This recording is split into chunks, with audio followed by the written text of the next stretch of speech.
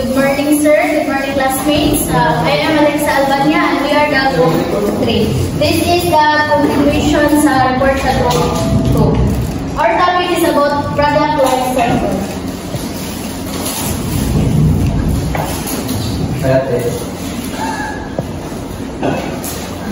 Product life cycle or PLC. A product has its birth and death. The product life cycle is the period between those two product life events. A true marketer is aware that a product does not stay at the same level of novelty, fame, and profitability forever. We all know, ang usang kabutang may hindi na siya magdugay. Wala gina siya forever. Wala siya relasyon forever. Or magdugay na ganyan na siya, nagpipiti na siya sa pagkatiman sa usaha daw. Ayaw ang pagkatiman, daw. Pagkatiman na rin kung magdugay na siya. Ang usang ka product, kay lagi na siya tayo kung ano sa siya kanang iplano manimun o ano sa na siya taman. Imagine the product is like a living piece. It learns, it molds, eventually retires. That's the process of product life cycle. Then another side, upat na stage. The product conception, introduction, growth, maturity of client.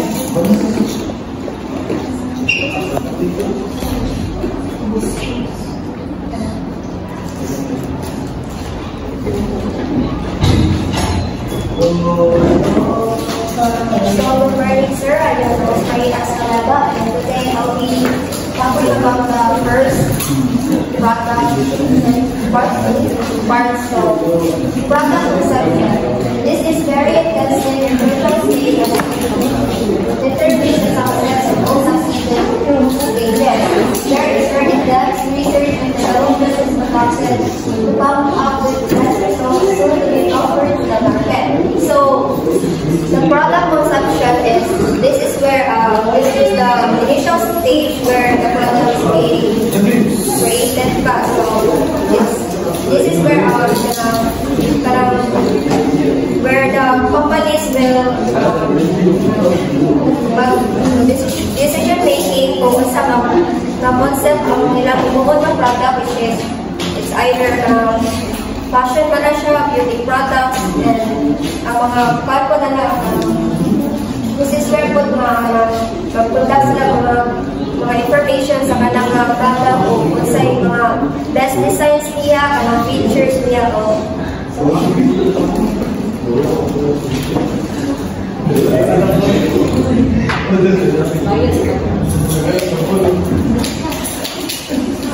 So, good morning sir, good morning everyone. So next is introduction stage.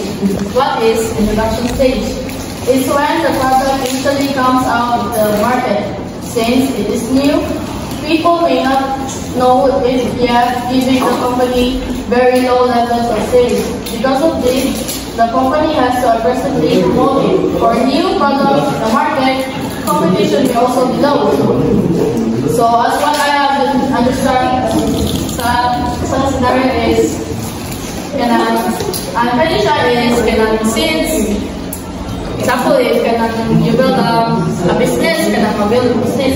Di pa ba kaya siya noon di pa na siya noon sa usang tao, so di pa kaya siya kanang uso, kanang note, kanang tao ka na, dili pa kaya ilagaw sa lahat.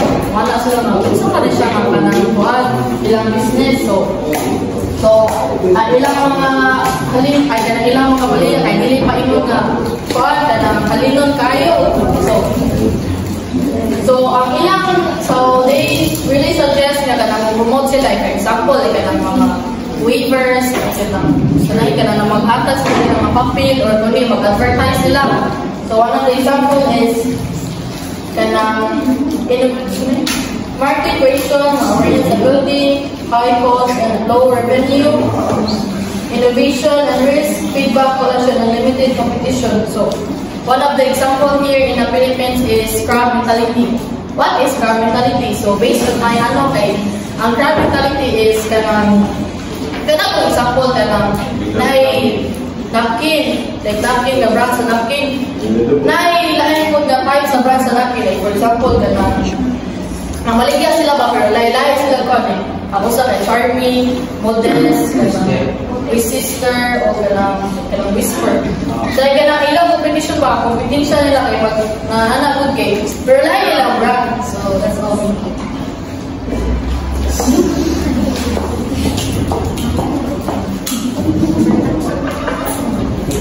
Good morning, sir. I'm Rashad.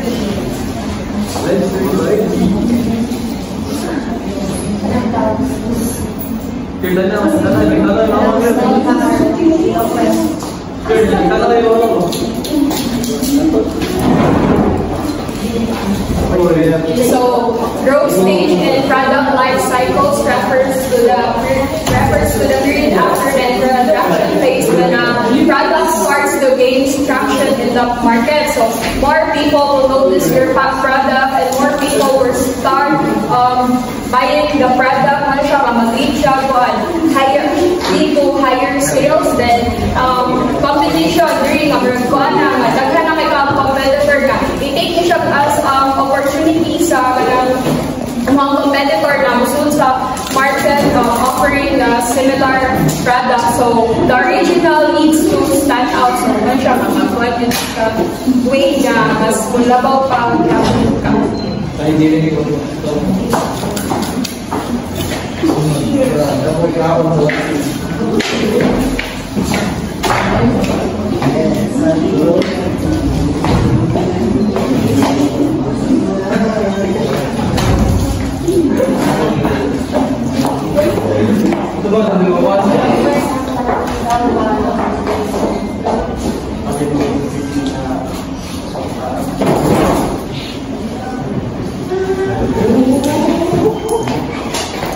Good morning, everyone, and to you, Sir Anna. I am Jessica Herrera, and I will discuss with you what the maturity stage is. Maturity stage is the peak of the product's life. It happens when the products are well recognized by the market and sales level reaches its highest point. Most of the time, competition at this level becomes saturated as more and more chapters try to get a share of the market. Promotional activities are sometimes increased to emphasize the brand's differentiating characteristics. So, pinili maturity stage sa isa pa products kay. So, it means ang pinili maturity stage sa isa pa products kay moderately popular na products na hagkay na exist o nila po siya until now. For example, cell phone like iPhone, Samsung, Oppo, o Nokia. Di ba same na ang product cellphone pero ang kalahian na niya kay dahil siya brand.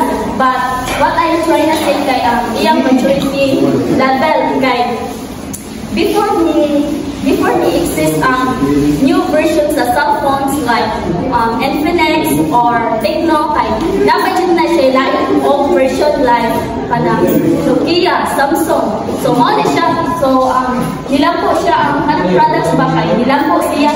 So sa pagkakataon kay mag-iyayahay na lang na sila o promote anak ang products kay naglayan na sila buwan. That's all.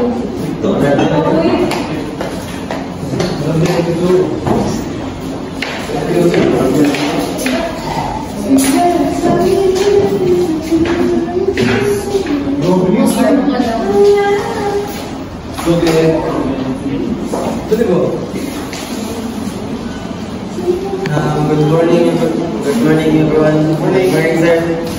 The decline stage is characterized by a persistent drop in sales. This may be due to product obsolescence,